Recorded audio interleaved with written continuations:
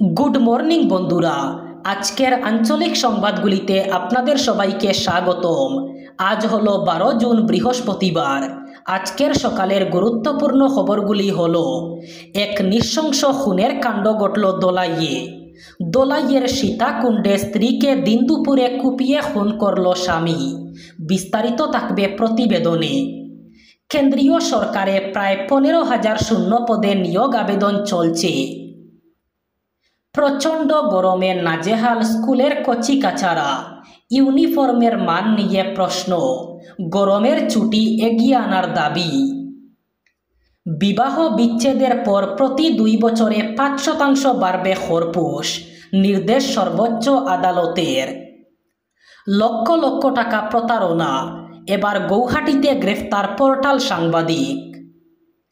ইউপিআইতে no ফি যুগের ইতি, 3,000 টাকার বেশি পেমেন্ট হলেই লাগবে চার্জ, বড় ঘোষণা সংস্থার। পহেলগাঁওয়ে হামলার দাচে এবার আরও এক হামলার ছক। কাশ্মীরে সেনার পোশাকে দেখা গেল 2 জঙ্গিকে। 2 জঙ্গিকে পাকড়াও করতে শুরু চিরুনি তল্লাশি। প্রিয়াঙ্কা গান্ধীর নির্বাচনী ফলাফলকে চ্যালেঞ্জ করে এবার হাইকোর্টের দ্বারস্থ বিজেপি নেত্রী। এবং থাকবে বরাক উপত্যকার 3 জেলার আজকের আবহাওয়ার খবর। এবারে শুনুন বিস্তারিত। প্রথম খবর, এক নৃশংস এবং ভয়ঙ্কর খুনের কাণ্ড ঘটল দোলাইয়ে। গতকাল দিন দুপুরে স্ত্রীকে দা দিয়ে কুপিয়ে খুন করল স্বামী। ঘটনাটি দোলাই থানাধীন সীতাকুণ্ড এলাকায় ঘটেছে। রতন কৌর নামে এক ব্যক্তি তার স্ত্রী মীনা কৌরকে দা দিয়ে কুপিয়ে খুন করে। মীনা কৌর 3 সন্তানের জননী। ঘটনার পর পুলিশ ঘটনাস্থলে পৌঁছে রতন কৌরকে গ্রেফতার করে। পাশাপাশি সুনাই সার্কেল অফিসার মারিয়া তানিমের উপস্থিতিতে মৃতদেহ উদ্ধার করে ময়নাতদন্তের জন্য শিলচর মেডিকেলের মর্গে পাঠিয়ে দেওয়া হয়েছে। তবে এই খুনের পিছনে রহস্য এখনও জানা যায়নি। পুলিশ এই ঘটনার তদন্ত শুরু করেছে। কেন্দ্রীয় সরকারে চাকরির সুযোগ। ইতিমধ্যেই শুরু হয়েছে স্টাফ সিলেকশন কমিশন অথবা এসএসসির রেজিস্ট্রেশন প্রক্রিয়া। 9 জুন থেকে শুরু হয়েছে চলতি বছরের এসএসসি সিজিএল এর রেজিস্ট্রেশন। এসএসসি সিজিএল এর দিনক্ষণ এই পরীক্ষার আবেদন করার শেষ তারিখ আগামী 4 জুলাই। অনলাইনে ফি জমা দেওয়ার শেষ তারিখ আগামী 5 জুলাই। ফর্মে ভুল করলে ঠিক করার সুযোগ রয়েছে। 9 জুলাই থেকে শুরু হয়েছে সেই কাজ। ভুল ঠিক করার শেষ তারিখ 11 জুলাই। সূত্রের খবর, এসএসসি সিজিএল এর এই পরীক্ষায় গ্রুপ সি ও গ্রুপ বি মিলিয়ে প্রায় 15,000 শূন্যপদ রয়েছে। কেন্দ্রীয় সরকারের একাধিক মন্ত্রক ও দপ্তরে এই নিয়োগ হবে। গত কয়েকদিন ধরে প্রচণ্ড গরমে নাজেহাল জনজীবন। তীব্র দাবদাহে ব্যাপক প্রভাব পড়ছে স্বাভাবিক জনজীবনে। এই অবস্থায় স্কুলে ক্লাসের সময় পরিবর্তন করে মঙ্গলবার সরকারের পক্ষ থেকে বিজ্ঞপ্তি জারি করা হয়। কিন্তু তাতে সন্তুষ্ট নয় অনেকেই। স্কুলে গ্রীষ্মের ছুটি এবার এগিয়ে আনার দাবি তুলেছেন তারা। বর্ষার মরশুমে গ্রীষ্মের ছুটি না দিয়ে গ্রীষ্ম মরশুমেই গ্রীষ্মের ছুটির দাবি জানিয়ে এআইইউডিএফ কাছাড় জেলা কমিটির সভাপতি শামিনুল হক বরবুইয়া দাবি জানান। তিনি জানান, বর্তমান পরিস্থিতিতে স্কুলে ক্লাসের সময় এগিয়ে আনার কোনো মানে নেই। তাৎক্ষণিকভাবে গরমের ছুটি দেওয়া হোক। এছাড়া স্কুলে সরকার প্রদত্ত ইউনিফর্ম এবং বেসরকারি স্কুলের ইউনিফর্মের কাপড়ের মান নিয়েও প্রশ্ন তুলেছেন তিনি। শামিনুল হক বরবুইয়া জানান, স্কুল ইউনিফর্ম হিসাবে যে কাপড় দেওয়া হয় তা প্রচণ্ড গরমে তা পরিধান করে ছাত্রছাত্রীরা চরম অস্বস্তিকর অবস্থার মধ্যে পড়ে। পলিস্টার টাইপের এই কাপড় ছাত্রছাত্রীদের গরম বাড়িয়ে দেয়। তাই আগামী বছর থেকে স্কুল ইউনিফর্ম হিসাবে ছাত্রছাত্রীদের গরম সহনীয় সুতির কাপড় প্রদান করতে সরকারের কাছে দাবি জানান তিনি। ডিভোর্স অথবা বিবাহ বিচ্ছেদের পর মহিলা যদি আবার বিয়ে না করেন এবং অর্থনৈতিকভাবে নির্ভরশীল হয়ে থাকেন, তাহলে স্বামীকে প্রতি মাসে 50,000 টাকা খরপোশ দিতে হবে তার প্রাক্তন স্ত্রীকে। শুধু তাই নয়, এই পরিমাণ প্রতি 2 বছরে 5% করে বাড়বে।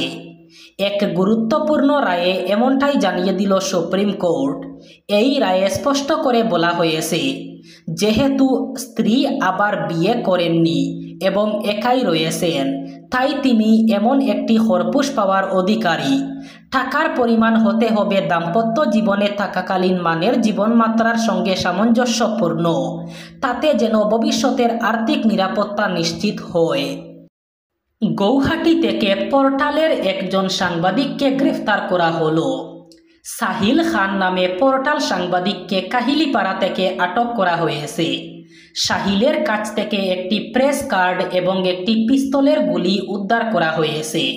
পুলিশ একটি লাইসেন্স প্লেটবিহীন ফরচুনার গাড়ি বাজেয়াপ্ত করেছে।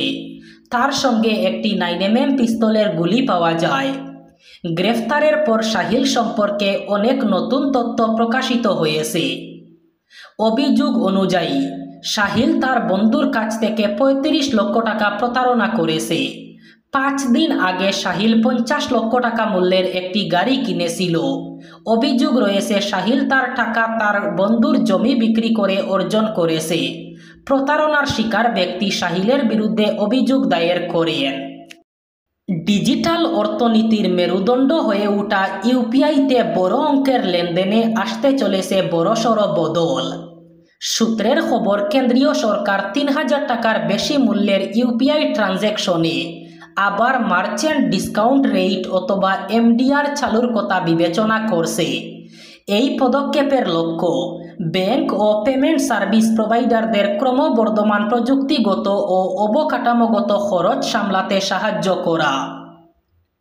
2016 সালে চালু হওয়ার পর থেকে ইউপিআই লেনদেন বিপ্লব এনেছে ভারতের রিটেইল পেমেন্ট সেক্টরে। বর্তমানে দেশের মোট ডিজিটাল রিটেল লেনদেনের প্রায় 80% হয় ইউপিআই প্ল্যাটফর্মে। তবে 2020 সালের জানুয়ারি থেকে চালু হওয়া জিরো এমডিআর নীতির জেরে ব্যাংক ও পেমেন্ট গেটওয়েগুলির আয় কার্যত বন্ধ হয়ে যায়। ফলে পরিষেবার মান বজায় রাখতে ও ভবিষ্যতের জন্য প্রযুক্তি উন্নয়নে তহবিল সংগ্রহে সমস্যা তৈরি হয়েছে বলে দাবি বিভিন্ন সংস্থার। এবার 3000-এর নিচের লেনদেনগুলিতে এমডিআর বহাল না থাকতেও পারে। বড় অঙ্কের ব্যক্তিগত ও বাণিজ্যিক ট্রানজ্যাকশনে 0.3% পর্যন্ত এমডিআর বসতে পারে। সেনাবাহিনীর পোশাক পরে পহেলগাঁওয়ের নিরীহ পর্যটকদের ধর্ম জিজ্ঞাসা করে খুন করেছিল জঙ্গিরা। ভয়াবহ সেই সন্ত্রাসের ক্ষত দেশবাসীর হৃদয়ে এখনও টাটকা। এরই মাঝে আবার সেনার পোশাকে 2 জঙ্গিকে ঘুরতে দেখা গেল জম্মু কাশ্মীরে। এই ঘটনায় স্বাভাবিকভাবেই উদ্বেগ বেড়েছে উপত্যকায়। সন্দেহভাজন ওই 2 জঙ্গিকে পাকড়াও করতে শুরু হয়েছে তল্লাশি অভিযান। সেনার তরফে জানানো হয়েছে, মঙ্গলবার রাতে সাম্বা জেলার নুদ গ্রামে একটি স্কুলের পাশে সন্দেহভাজন 2 জনকে ঘোরাফেরা করতে দেখেন এলাকার বাসিন্দারা।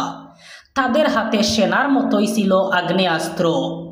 এলাকাবাসীর সন্দেহ হওয়ায় এই ঘটনার কথা পুলিশের কাছে জানানো হয়। সঙ্গে সঙ্গে এলাকা ঘিরে ফেলে নিরাপত্তা বাহিনী। রাত থেকেই এলাকা জুড়ে শুরু হয়েছে চিরুনি তল্লাশি। ওয়েনাড কেন্দ্রে উপনির্বাচনে জয়ী হয়েছিলেন কংগ্রেস প্রার্থী প্রিয়াঙ্কা গান্ধী। কিন্তু ওই নির্বাচনী ফলাফলকে চ্যালেঞ্জ করে কেরল হাইকোর্টের দ্বারস্থ হয়েছেন বিজেপি নেত্রী নব্যা হরিদাস। গত বছরের নভেম্বরে হওয়া ওই আসনের উপনির্বাচনে পরাজিত হয়েছিলেন নব্যা। তার অভিযোগ ছিল, সম্পত্তির হলফনামায় নিজের পরিবারের মালিকানাধীন সম্পদের বিবরণ গোপন করেছেন প্রিয়াঙ্কা। সেই সঙ্গে ওয়েনাড লোকসভা আসনের উপনির্বাচনে তার জয়কে অবৈধ ঘোষণা করারও দাবি করেছিলেন। নব্যার দায়ের করা নির্বাচনী আবেদনের প্রেক্ষিতেই এবার প্রিয়াঙ্কাকে সমন পাঠালো কেরল হাইকোর্ট। নব্যার দায়ের করা পিটিশন অনুসারে বুথের মনোনয়ন জমা দেওয়ার সময় প্রিয়াঙ্কা তার স্বামী রবার্ট বটরার বেশ কিছু স্থাবর সম্পত্তি সংক্রান্ত দুর্নীতি চেপে গিয়েছেন। এবার বরাক উপত্যকার 3 জেলার আজকের আবহাওয়ার খবর। আজ অর্থাৎ 12 জুন বৃহস্পতিবার বরাক উপত্যকার 3 জেলায় তীব্র গরমের সম্ভাবনা। আজ শিলচর কাছাড়ে সর্বোচ্চ তাপমাত্রা থাকবে 34 ডিগ্রি সেলসিয়াস এবং সর্বনিম্ন তাপমাত্রা থাকবে 27 ডিগ্রি সেলসিয়াস। শ্রীভূমি করিমগঞ্জে আজ সর্বোচ্চ তাপমাত্রা থাকবে 34 ডিগ্রি সেলসিয়াস এবং সর্বনিম্ন তাপমাত্রা থাকবে 27 ডিগ্রি সেলসিয়াস। হাইলাকান্দি জেলায়ও আজ সর্বোচ্চ তাপমাত্রা থাকবে 34 ডিগ্রি সেলসিয়াস এবং সর্বনিম্ন তাপমাত্রা থাকবে 27 ডিগ্রি সেলসিয়াস। এই ছিল আজকের সকালের গুরুত্বপূর্ণ খবরগুলি। ভিডিওটি অবশ্যই লাইক করবেন এবং চ্যানেলটি সাবস্ক্রাইব করবেন।